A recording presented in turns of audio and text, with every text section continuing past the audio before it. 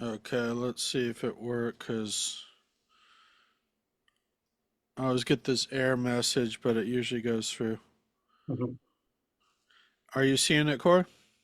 Yeah, yep, we're good. Okay. Okay. Welcome, folks, to Quantum Leap Live and with David and Corey, and we're excited to bring back a guest here who's a really an expert in digital marketing, and um, her name's Nancy Williams, and if you are looking to start marketing in the digital space, or it's really a kind of affordable, lot of bang for your buck for a small business in the East Bay area. But first, I wanted to introduce my co-host Corey Nod, and Corey, if you don't mind, just telling us who you are, and if you want to give a testimonial for Nancy about how long you've known her, feel free.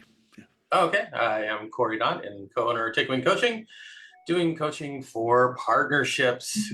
And I have known Nancy for, I don't know, 10, 15 years. It's hard to say these days. It's probably been about, it always like the COVID time, you got to add an extra Yeah, yeah. year there, but probably around 2015. So, uh, Hmm.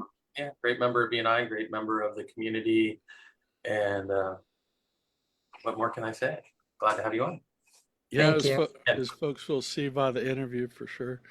Um, and yeah, Nancy really she has she has an interesting background, and I just wanted to first open it up to you, to Nancy, to just tell us a little bit about you and your background and how you got into doing what you do now.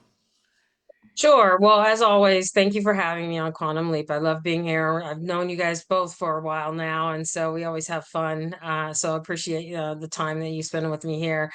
You're right. My background's a little bit unique. I always divided up into sort of the entrepreneurial piece and the corporate professional piece. So I spent 15 years or so in corporate world in the mobile telephone space as a director. And so I worked a lot on systems and system requirements, customer experience, sales operations.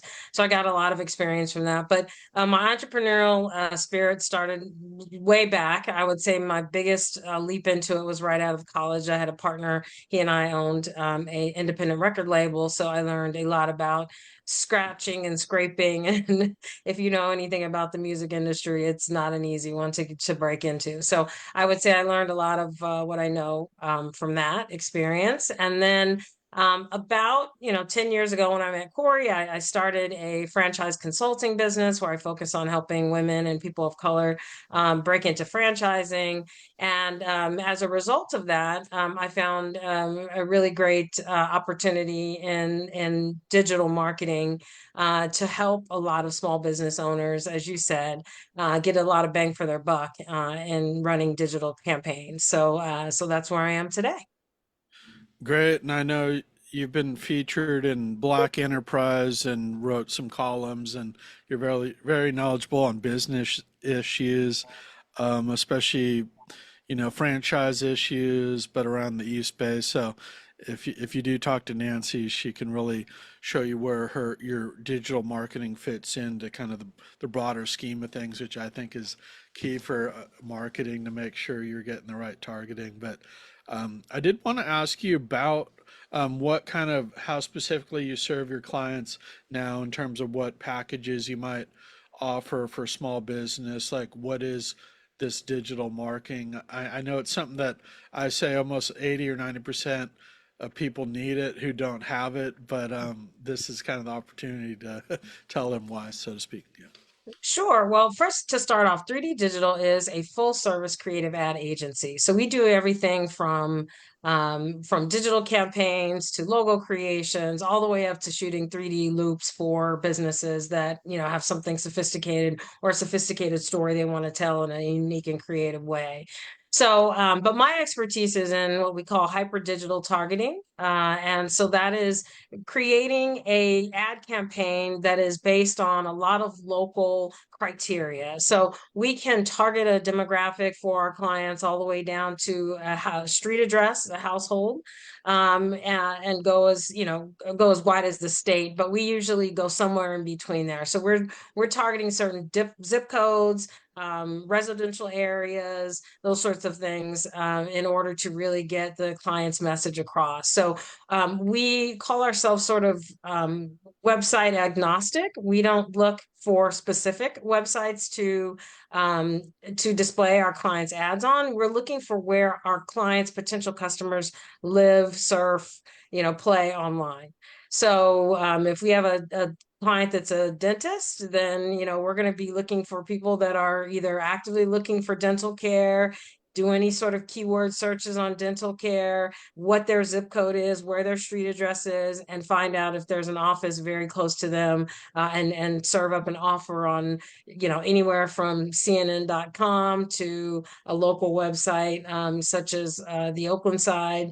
So any of those websites that are going to be where our clients, potential customers are, we're going to serve up an ad and get them to click on that and go to their website.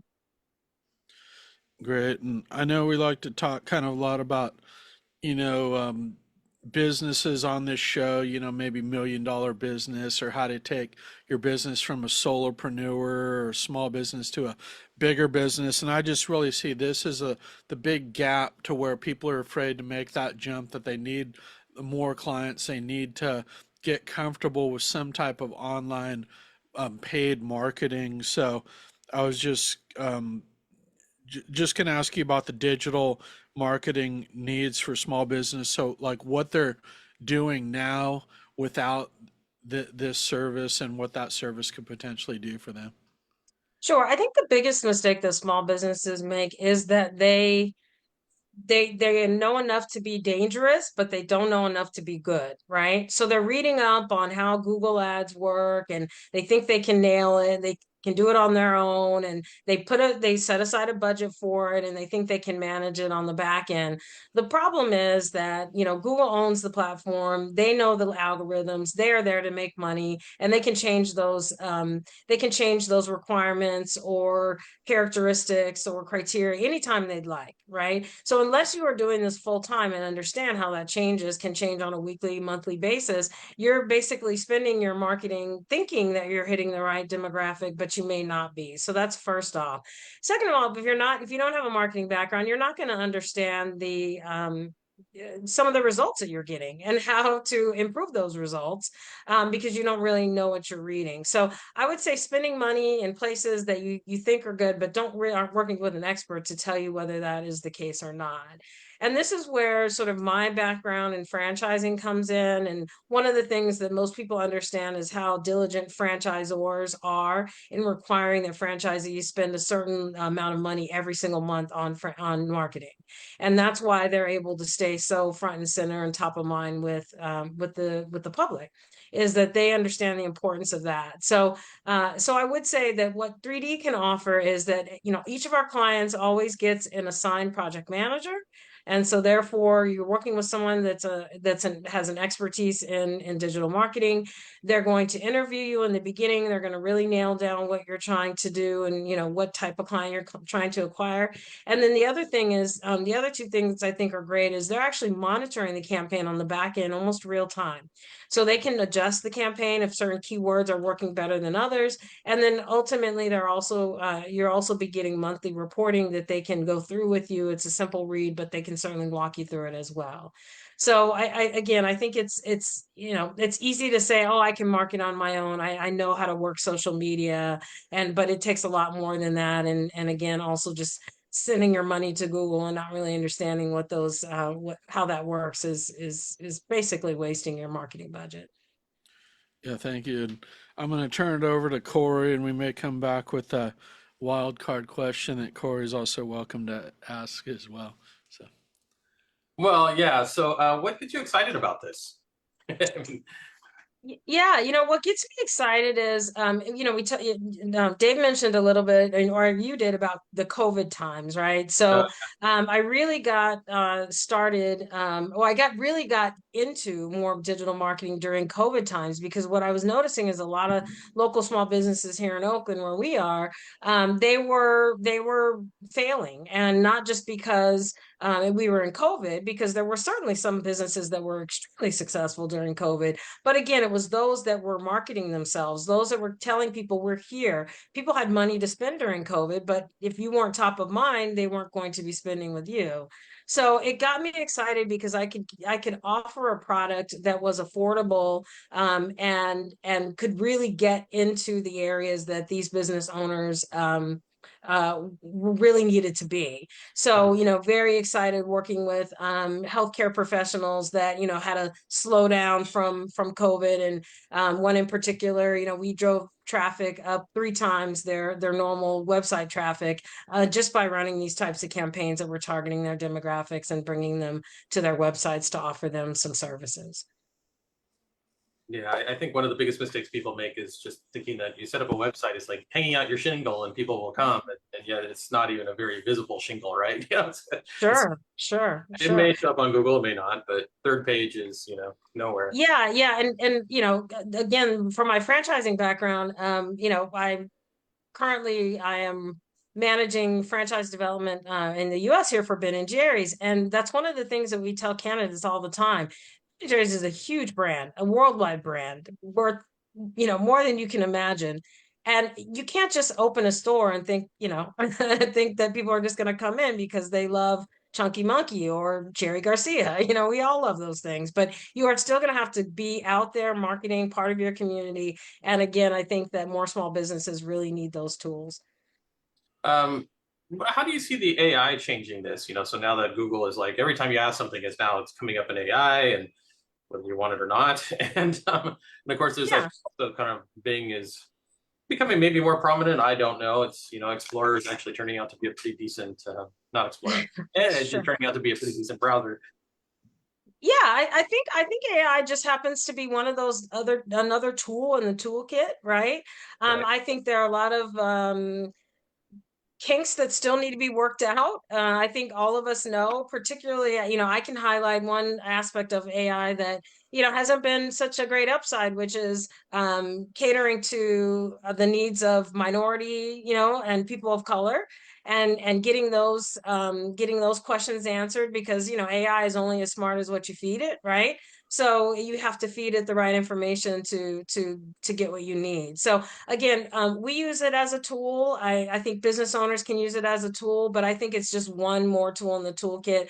We always recommend people, if they're doing a digital ad campaign, maybe we also run a social media campaign at the same time. And so we always recommend 2 or 3 different tactics. And I think AI can help you do that. But again, it is not an end all be all solution. I was just reading an article yesterday that was saying something about, AI's AI, the concern now is that AI has nothing else to read. It needs more data. So, They're hooking it so up to there's Reddit. always I don't know.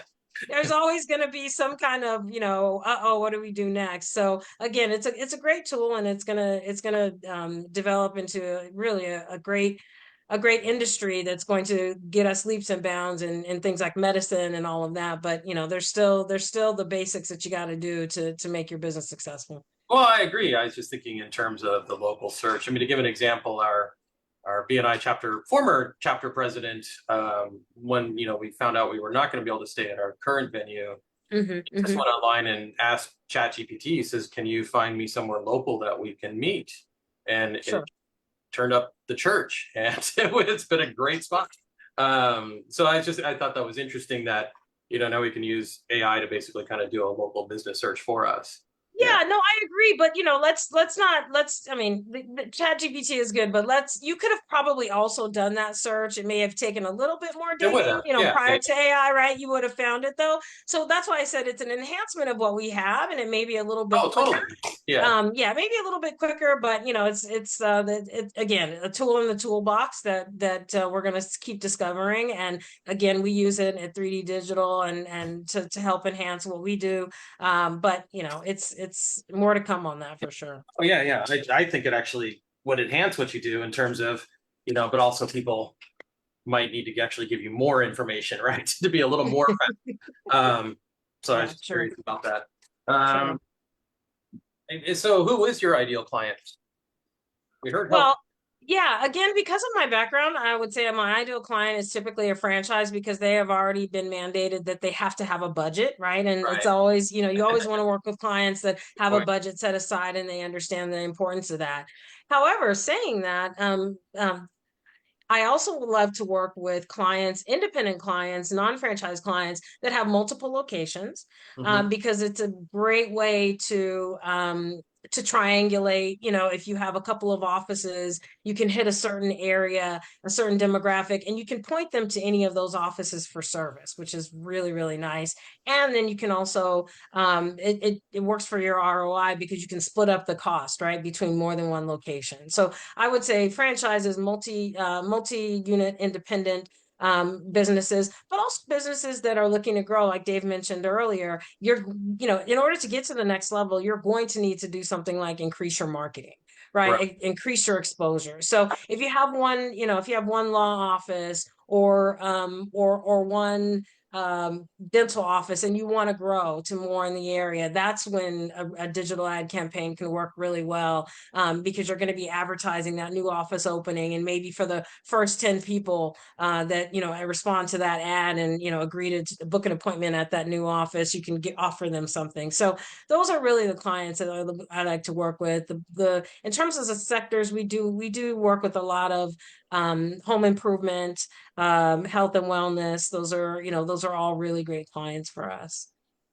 Awesome. Yeah. Yeah. Yeah. There's a lot of things that you better you can do. David, I'll turn it over to you. Yeah, yeah. I was just going to ask you about just in we're actually you're part of Visions of Exchange, a local Oakland B&I chapter that I think is a great option for business owners in the East Bay looking to grow their business. And I'm actually the B&I director consultant for that chapter. I was just going to see what you've liked about that chapter and why a business owner who's not in B&I might consider joining that group for business networking to generate more business. Yeah, I appreciate that. Well, not only am I a member, but in this in the new year of our chapter, I am the vice president. So I welcome anyone to join or visit our chapter. We meet on Thursday mornings from 7 to 8:30 a.m. Pacific time, in case you're on Zoom and just want to dial in. And then on the first Thursday of every month, we do meet in person on downtown Oakland at Bridge Bank with a wonderful breakfast. We have a great caterer in the group, and he's been cooking some amazing breakfasts for us there. So you'll come and meet some great people, great business owners, network, and have a good meal on top of that. But one of the things I really love about our group is the diversity. Mhm. So Visions of Exchange, I think, started 15, 16, maybe even longer than that, years ago. And it was founded by a group of women, particularly more women. I think there was one male in the group that founded it, but majority were African American. Mm. And so because of that, that has persisted in our group, and when we bring visitors, and we get referrals, and it's just become a family. So if you are looking for a business networking group that has a diverse group of business owners, not only from a business perspective and diversity of the types of businesses, because I have to tell you, this is our group is the first group I've been to that has a intimacy coach. So that's certainly a diverse a diverse field in terms of, it's a unique business, but it makes our chapter more diverse. But literally from a cultural perspective, it's a very culturally diverse group. I would venture to say maybe one of the most in the East Bay area. And so if you you know if it makes you, if you are a person of color and you're a business owner and you had some hesitation because you didn't necessarily think you would fit in, I think Visions of Exchange is a great chapter to visit and start to network and see how referral networking, marketing works. Right. And I mean, I'll just say my own testimonial. I love the group because it's so energetic and it makes business networking fun. So, going to the meetings actually is a very kind of a highlight experience versus something that's like kind of maybe like another event that's a little drab. So, think I was a, Yeah, we're lively even early in the morning. We're quite lively. I was a member of that group for 4 years. We were at 60 people when I left. Exactly, I didn't want to leave, exactly. but well, then yeah, and it's growing again fitness now. coach. I mean, so Yeah, We it's are fun. yeah. we're growing again, and we still need lots of different categories: business attorneys, fiduciaries, so just come and visit, and we'll let you know if your category fits in. If not, we're happy to refer you to another chapter that doesn't have someone that represents that sector. Yeah, and feel free to reach out to Nancy or me, and I'm happy to put the link if you want to come visit that chapter, how you can do that for free. Again, it meets on Thursdays at 7 a.m. The first Thursday of the month's at the Sound Room, I believe, on No, wait, No, no, Bridgebank. we're at Bridge Bridgebank Bank. now. Yeah, Yeah, okay. yeah, So it yeah, changed, and the yeah. other It's times fun. are on Zoom, which can be a little easier to come check out. But Sure, sure. um, very good. Well, we're going to leave it there for today. I always like say when we can keep it brief and get through everything. That's our ideal podcast. So thanks for coming on, Nancy, and we'll be seeing you soon. Thanks so much, and I look forward to being back soon. Very good. Bye, everyone.